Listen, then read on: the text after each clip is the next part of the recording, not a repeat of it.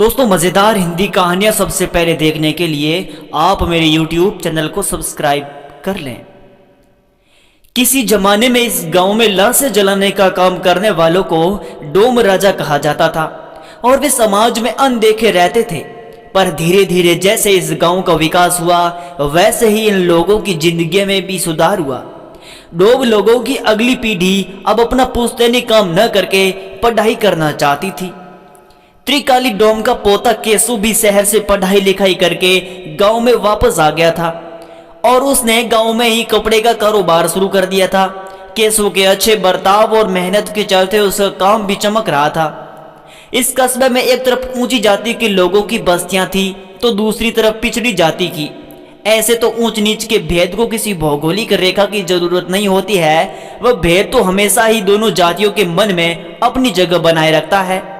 ऊंची जातियों में ऊंचे होने का अहंकार रहता है तो नीची जातियों में नीच कहलाए जाने का दर्द और एक अनजाना डर रहता है। किसी जमाने में एक पिछड़ा गांव आज एक अच्छे खासे कस्बे में तब्दील हो गया था। इस गांव में मोबाइल और टेबल टीवी से लेकर जरूरत की तकरीबन हर चीज मिलने लगी थी। पर यह गांव आज भी किसी जमाने में अपने ऊपर हुए जोर जुल्म की कहानी कहता है और यह बताता है कि जोर जुल्म की कोई जाति नहीं होती। माली तौर पर कमजोरी किसी भी आदमी को सताया और दबाया जा सकता है, जिसका उदाहरण इसी गांव में रहने वाली 55 साल की एक औरत रूपाली देवी थी। वे जाति से ठाकुर थी, पर उसके पति से उसके देवर का जमीनी विवाद चल रहा था। उसके पति ने कोर्ट कचहरी करके जमीन का कब्जा हासिल कर लिया था। इस बात से गुस्साए देवर ने एक दिन दबंगों के साथ मिलकर रूपाली देवी का रेप कर डाला था। उस समय रूपाली देवी की उम्र महज 20 साल थी। अपने ऊपर हुए रेप की रिपोर्ट कराने गई रूपाली देवी की कोई भी सुनवाई नहीं हुई, उल्टा उसे ही जलील होकर थाने से बाहर निकाल दिया गया। इतने पर भी जब रूपाली देवी के देवर की सीने की आग ठंड नहीं हुई, रेप के 1 साल के अंदर ही रूपाली देवी ने एक चांद सी लड़की मालती को जन्म दिया। तो उस बच्ची को रेप से पैदा हुई औलाद के रूप में भी खूब प्रचारित किया गया।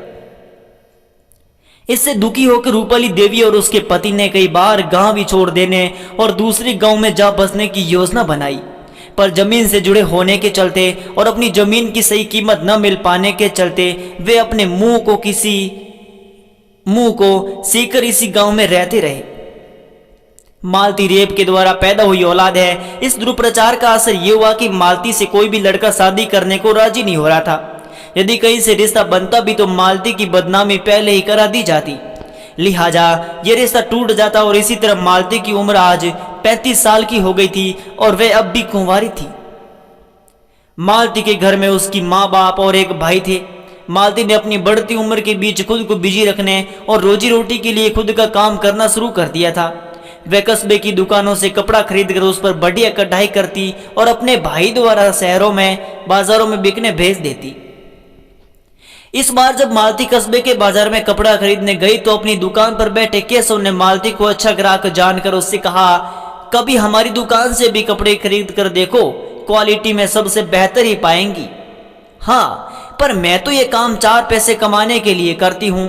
अगर बाजार से कम कीमत लगाओ तो मैं तुमसे ही कपड़ा ले लिया करूंगी, मालती ने कहा।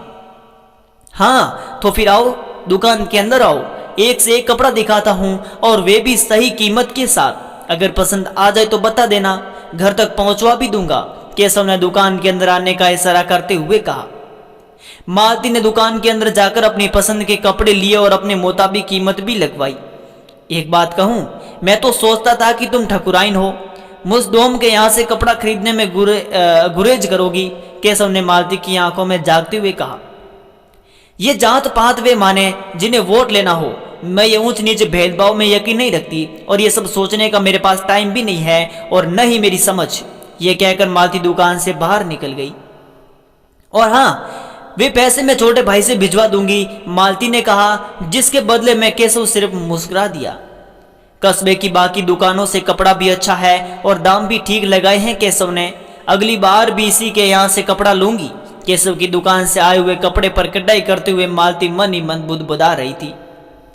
फिर तो केशव की दुकान से कपड़ा खरीदने का सिलसिला शुरू हो गया और एक ठाकुर जाति की लड़की और एक डोम जाति के लड़के में अपने धंधे को लेकर एक अच्छी समझ पैदा हो गई थी। केशव अब 30 साल का हो गया था और अपनी पढ़ाई और धंधा जमाने के चक्कर में ब्याह की सुध भी न रही।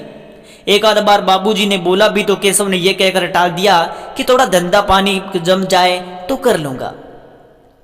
पर अब उसके लिए रिश्ते आने बंद हो गए थे, क्योंकि डोम लोगों की प्रथा के मुताबिक उसकी शादी करने की उम्र अब बिल्कुल निकल चुकी थी। मालती और केशव भले ही अलग अलग जाति के थे, पर एक यही बात उन दोनों में समान थी कि दोनों अभी तक कुंवारे थे। आसमान में काले काले बादल घिराए थे और बहुत तेज बारिश होने की उम्मीद थी। बहुत तेज से कोई ग्राहक न आता देख केशव ने दुकान का शटर बंद कर दिया और एक छाता लेकर अपने घर की तरफ चल पड़ा। बारिश बहुत तेज हो गई थी, सड़कों पर सन्नाटा छा गया था। ऐसे में अचानक केशव की नजर एक कोने में खड़ी मालती पर गई, जो एक कोने में खड़ी होकर बारिश से बचने की नाकाम कोशिश कर रही थी। अरे मालती, तुम इतनी तेज बारिश में यहां क्या कर रही हो? अपना छाता केशव ने मालती के सिर के ऊपर लगाते हुए कहा। दरअसल मैं तुम्हारे पास ही आ रही थी, मुझे कल इस लाल रंग का कपड़ा चाहिए, सोचा तुम्हें ऑर्डर दे दूं चलकर, पर रास्ते में ही बारिश आ गई। अब पता नहीं कब तक यहाँ यूं ही होती रहेगी, मालती ने ऊंची आवाज में कहा।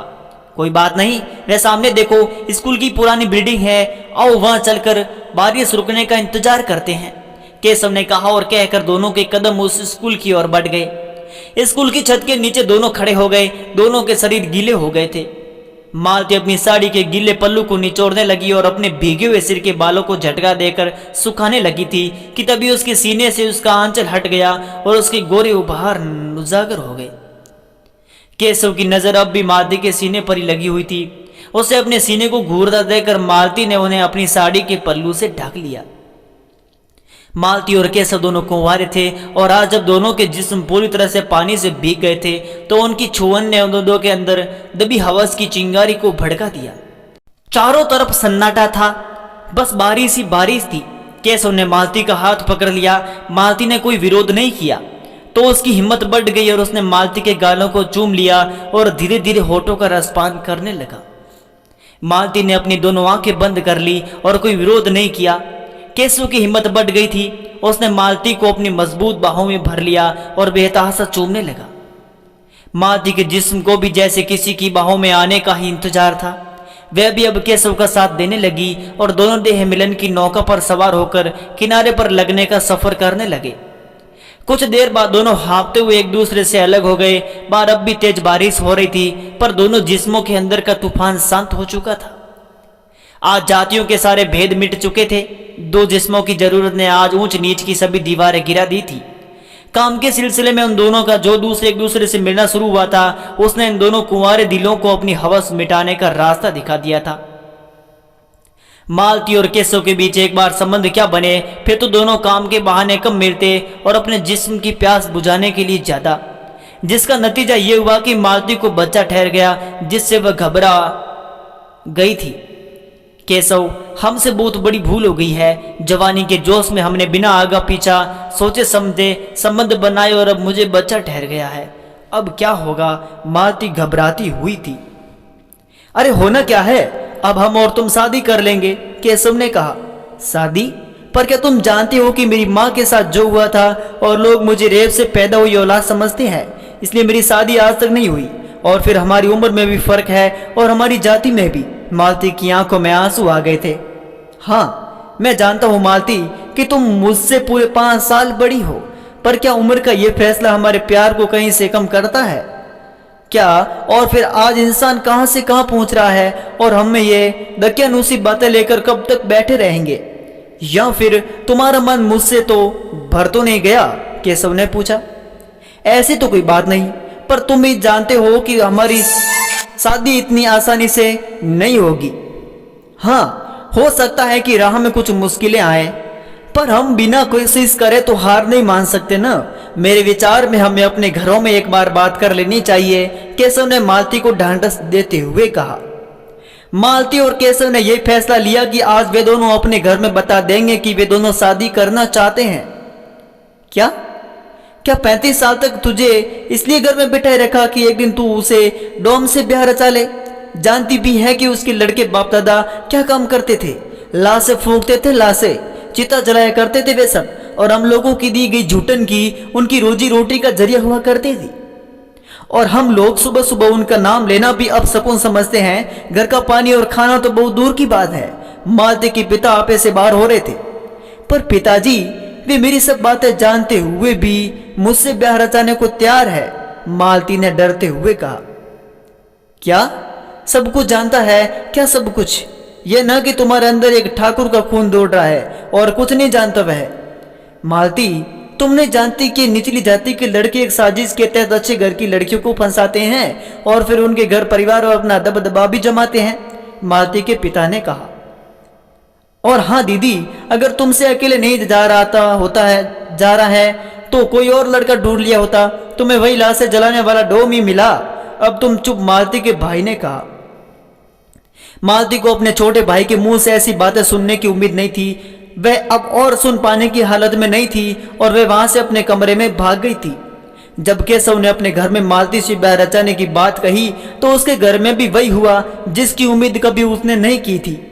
क्या पूरी बिरादरी में तुम्हें कोई और लड़की नहीं मिली जो उस लड़की से शादी करोगे तुम? अरे तुम्हें पता भी है कि इतने सालों तक उसकी शादी क्यों नहीं हुई? क्योंकि वह नाजायज है। उसका असली बाप कौन है किसी को नहीं पता, केशव के पिताजी चीख रहे थे।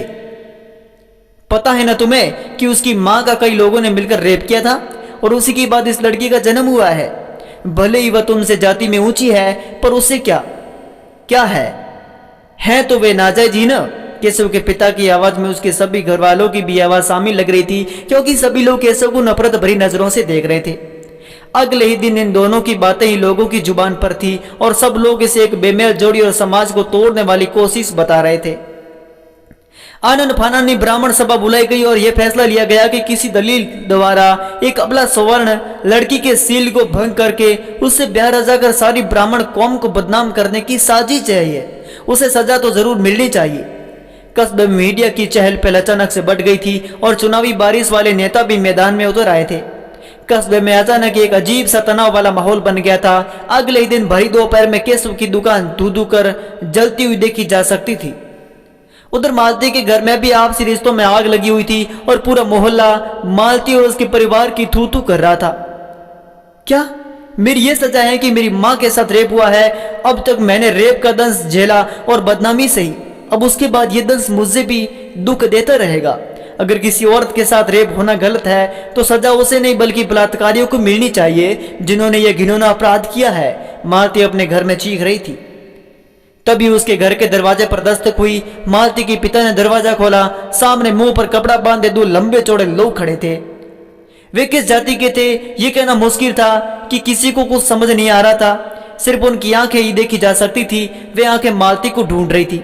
मालती ने खतरा भांप लिया और पीछे के दरवाजे से भाग निकली। वे दोनों लट्ठे तो उसके पीछे दौड़ रहे थे। मालती दौड़ते दौड़ते बुरी तरह थक गई थी। अचानक उसके पैर से एक पत्थर टकराया और वे गिर गई। उसके पेट के निचले हिस्से से खून की धार फूट पड़ी थी। इससे पहले कि वह कुछ समझ पाती, मालती के सिर पर लाठियां बरसने लगी थी। उसकी आंखें मूंद गई थी। मालती की आंखें फिर कभी नहीं खुल सकी।